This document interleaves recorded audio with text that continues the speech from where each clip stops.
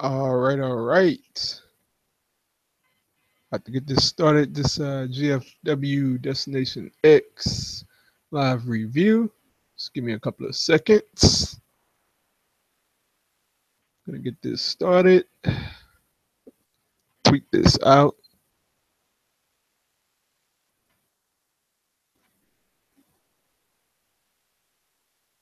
Give me a little bit here.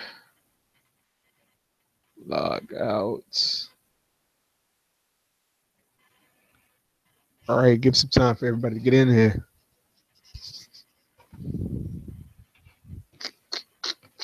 GFW Destination X review. Excuse me, I already did the preview. This is a pretty good show, I gotta say. It had its bad moments, its good moments, but let's go ahead and get this party on the road. All right, here is the GFW Destination X live review. It's your boy. As in always, leave a like for your boy if you're a wrestling fan. If you love wrestling, leave a like. If you like GFW, leave that like. Look, the pay-per-view has just ended minutes ago, and I must say it was a mixed bag at best. Well, I don't want to say at best, but it was a mixed bag. Had its great moments, had its moments. So let's hop right into this. Let's not waste any more time. All right. We started off with a pretty good opening video. Had the match hype, had the let's see here, all of the matches, all of the hype. You know, these guys do a great job with these opening videos. And as soon as we cut to action, we had Bruce Pritchard. We had cut to Bruce Pritchard's locker room, and somebody was in his dressing room. They didn't show who. We would eventually find out. But moving on to the first match of the night, we had Gail Kim versus Sienna, and I was pretty surprised. I gotta say, I was pretty surprised when I saw that this would be the first match of the night. Caught me off guard, but it was. And to start, we had a not a very fast pace, but we had a fast pace to kick off. Gail Kim controlled early, and it was going pretty good. Action board over to the outside, and see, that's when Sienna took over. She took over big time. Sienna regained momentum, and she really slowed the pace. But looking at the closing segment, the closing stretch, excuse me, of the match, Taryn Terrell came back out of nowhere, seemingly, and I didn't know who it was at first until they actually mentioned her being Taryn Terrell, but she hit Gail Kim with the diamond cutter, and it looks like that feud is about to get kicked back off. And after that, we had Sienna come in, and she picked up the victory. I'm not a fan of distraction finishes. You should know that by now. If you ever heard me do a review, I'm not a big fan of that, but it is what it is. We have Terrence Terrell back. I'm very much looking forward to a Terrence Terrell Gail Kim feud, and that should be excellent. So I'm looking forward to that. I didn't like the distraction finish, but the match was pretty good itself. So moving on in the next segment, we had Bruce Pritchard come down to the ring, and he was going to address the World Heavyweight title situation. And I don't know, I just had a bad feeling about this one from the start, from the very beginning, from the get-go. But he came down. He announced that that GFW was going to strip Alberto Del Rio of the title, and he also announced that the title would be given away to Bobby Lashley. And when I heard that, I was like, well, it's not like the title shouldn't go on Lashley. That's the most deserving guy. Personally, I thought it should have gone on low key, but I was all right with the title being handed to Lashley. Not necessarily handed, but I was all right with who he picked. However, he was quickly interrupted by Jim Cornette. And shocking fashion. Jim Cornette. I seen him coming down to the ringside, and I was like, "Wait, what? Jim Cornette?" And so we got into the segment, and they dragged the segment all along with this. Oh, hey, how you been, and reliving the old times, and it really quickly took a turn for the worse as Bruce Pritchard got upset with Jim Cornette, said he didn't want him around, and then we had a good old power struggle between two talking figureheads. And that just gets on my nerves. So Bruce asked for security to come down to ringside. And I don't know about this. I mean, Jim Cornette eventually gave the news to Bruce that he was taking over and that Bruce Pritchard was fired. I mean, I have nothing against Bruce Pritchard, but geez, he had been doing a bad job as a figurehead on the show. So Jim Cornette fired him. That's a good thing, but I mean, here we are.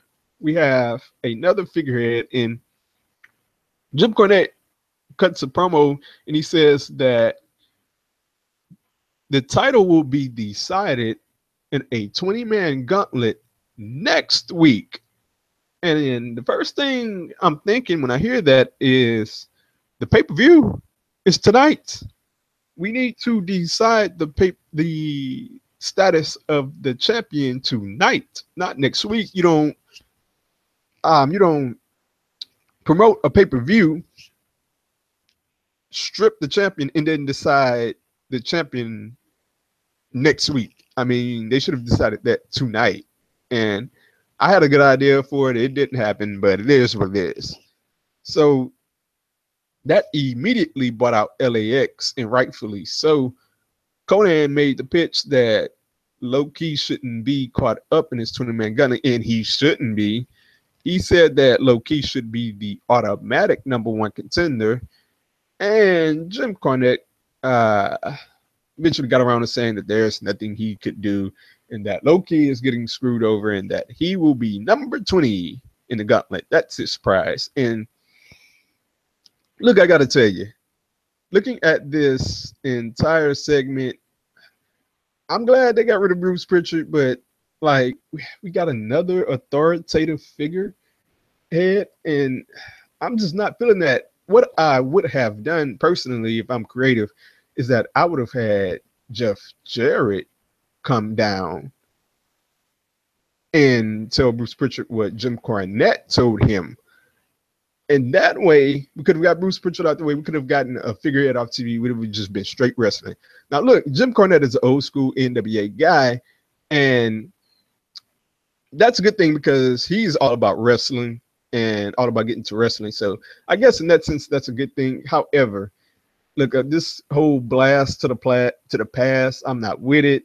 And also, as for the 20-man gauntlet, look, Low-Ki, look, he was in the main event. What are we doing here?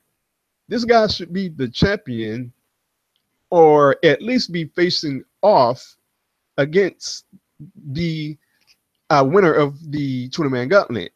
And it makes no sense, but looking forward to next week. I'm excited to see the matches at 20-man gauntlet. Look, if they do it right, it should be very exciting.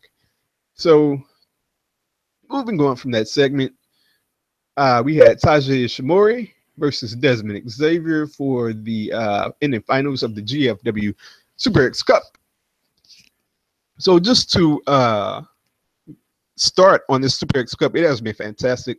I have been very pleased with the matches, and they have been fast-paced, and that was no different tonight. The match kicked off to an extremely super fast pace, and reversal after reversal, and counter action after counter action. I really like the way that they started, but I guess what I really liked about this matchup was that they went to the ground game, and we had some submission based wrestling going on, and it was a real turn from the normal X Division match. Usually it's just high paced, high pace, high pace, high pace, and then we get to the end. But we had some psychology working going on, and eventually we went from that, and the match picked up, and I think I seen something that I've never seen before. Desmond Xavier did a standing corkscrew backflip, and look, I've seen a corkscrew moonsault from the top rope, but I have never seen a standing corkscrew backflip. But moving on, the match picked up big time. Ishimori hit a 450 in which Desmond Xavier kicked out from. Desmond Xavier then hit a backhand spring Pele kick. I've never seen that before either. The guy keeps putting out moves that I've never seen before. And that would get the win, as Desmond Xavier would be your Super X Cup winner. And he received a pretty nice trophy, and he cut a very short but nice promo that he would be coming for the winner of the X Division title match. So that led us to said X Division ladder title match between Trevor Lee and Sanjay Dutt. The action went to the outside early. We had some pretty nice spots. Trevor Lee had a suplex on the ladder, which looked vicious. There was a splash on the ladder from Sanjay Dutt to Trevor Lee, and that just looked really stiff. I mean, no kind of give in that hard ladder, and that had to be rough on Trevor Lee. But in the closing stretch of the match, we had Caleb Conley come down and give a power bomb through the table to Sanjay Dutt, and from there it looked like we were going to get another distraction finish, and Trevor Lee would win. But out of nowhere, Petey Williams comes back. I mean, Petey Williams, one of the pioneers of the X Division, and you know, it warms my heart. I've been watching TNA since 2005, and to get Petey Williams back is just fantastic. He hit the Canadian Destroyer. The crowd went crazy, and it became a one-on-one match from there. And here's the difference with run-ins. I don't mind a run-in if it's immediately canceled out by another run-in to even out the match. So I'm good there. We got back to an even matchup, one-on-one. Trevor Lee was coming up to get the title. Sanjay Dutt hit a springboard and jumped right to the ladder. Kind of reminded me of Shelton Benjamin. But the closing sequence was Sanjay Dutt pushing Trevor Lee off the ladder into another ladder, which looked stiff, and Sanjay Dutt was going to get the victory. I think this was a very good match. They had the right result. Of course, Sanjay Dutt had to win this match. The storyline dictated that he should, and he did. And it was a fantastic match. I was very much pleased by it, and it was very enjoyable. So next up, that brought out the new tag team, OVE. And I'll tell you what, these guys had a nice entrance. Just starting off, the entrance was pretty nice. Jake Christ and Dave Christ. And we got to the matchup, and they were facing off against Zachary Wentz and Jason Cade, a couple of jobbers, it seemed. They can move around. Those guys look like they can move around pretty well. So, I mean, we had a short match, which was to be expected. I really liked what I seen out of this OVE team. I've never seen them before. So this was my first impression. They had some tag team moves, and that's what you give me, a tag team, and you want to get me excited about something. Do some tag team maneuvers and do a lot of them.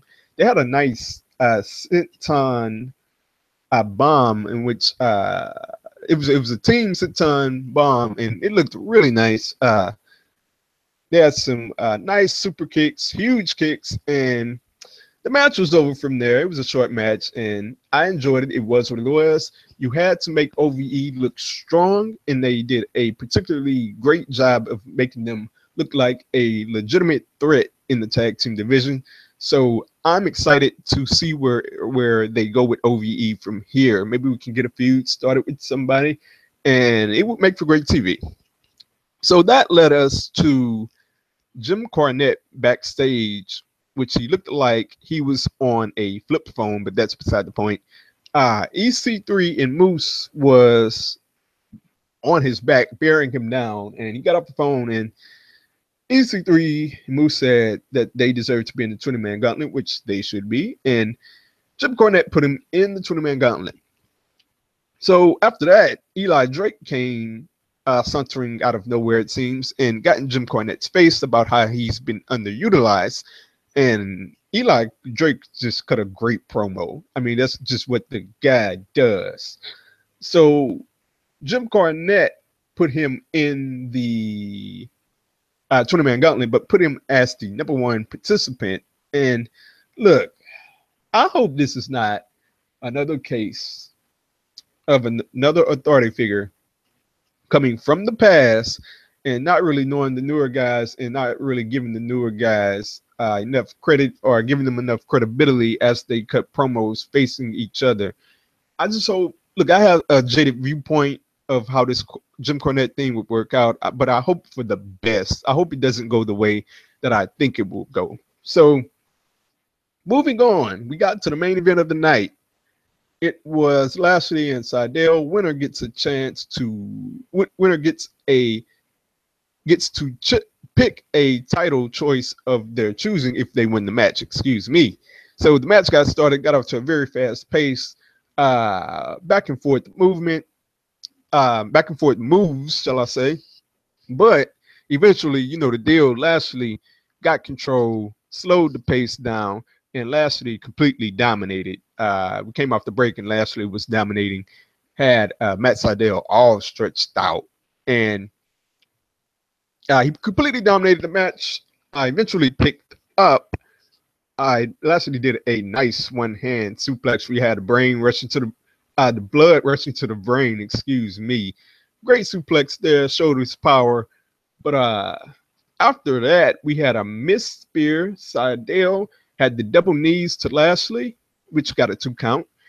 And looking at the closing stretch of the match, Lashley got frustrated after Sydal kicked out of his Dominator. Lashley grabbed a chair, and that eventually led to a power struggle with the ref, which I do not like those.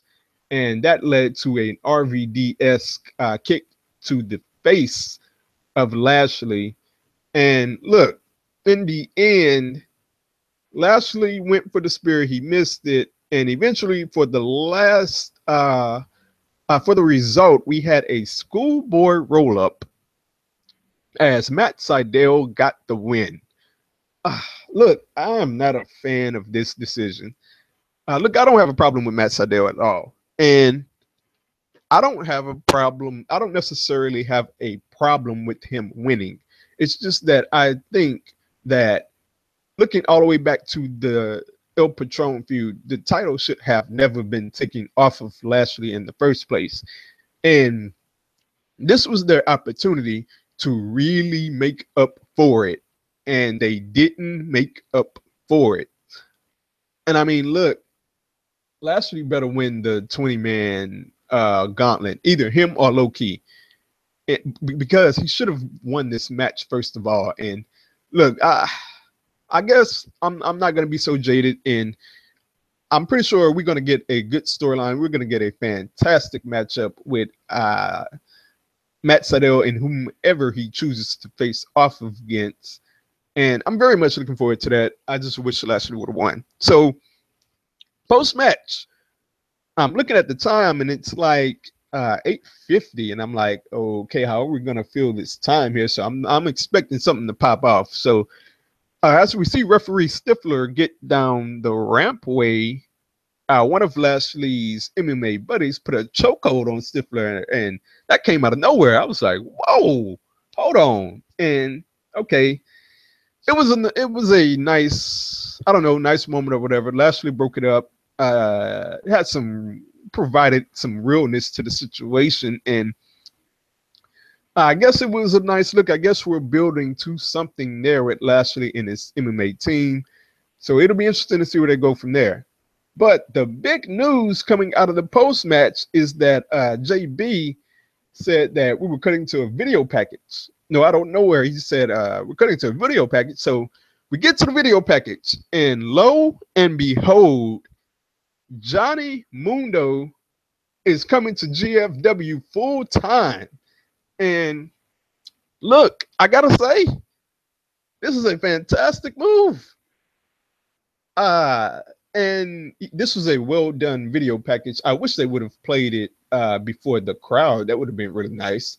But it was a well done video package. Said he's coming to take over Impact and whatnot, and he's gonna be there next week. Johnny Impact. He's gonna make an impact. And look, I don't know if you guys have been keeping up with Johnny Mundo in Lucha Underground, but he's been doing some fantastic stuff. Match after match, he has a fantastic, great match, whether it be with Ricochet, whether it be with Rey Mysterio. He has a match with Rey Mysterio coming up next week on Lucha Underground with Twitch. That's taped, of course.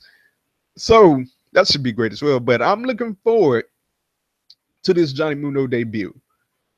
They can't go wrong here. The guy is fantastic. He's miles ahead of where he was when he was in WWE, by the way. So I'm looking forward to what feud is going to get kicked off. I know he's going to come down. He's going to cut some promo. And if I had to bet my money on it, I'm pretty sure somebody's going to come down and interrupt him. And I'm looking forward to who that somebody is. We're going to get something kicked off. And I cannot wait to see Johnny Mundo in GFW Impact. So that's it. That's it for this review. I like this show. It was a mixed bag, excuse me. But in my opinion, the good really outweighed the bad here. And we have some fantastic storylines getting ready to kick off. We got to see what Desmond Xavier is going to do. We have him and Sanjay. That's going to be an awesome feud, I got to say.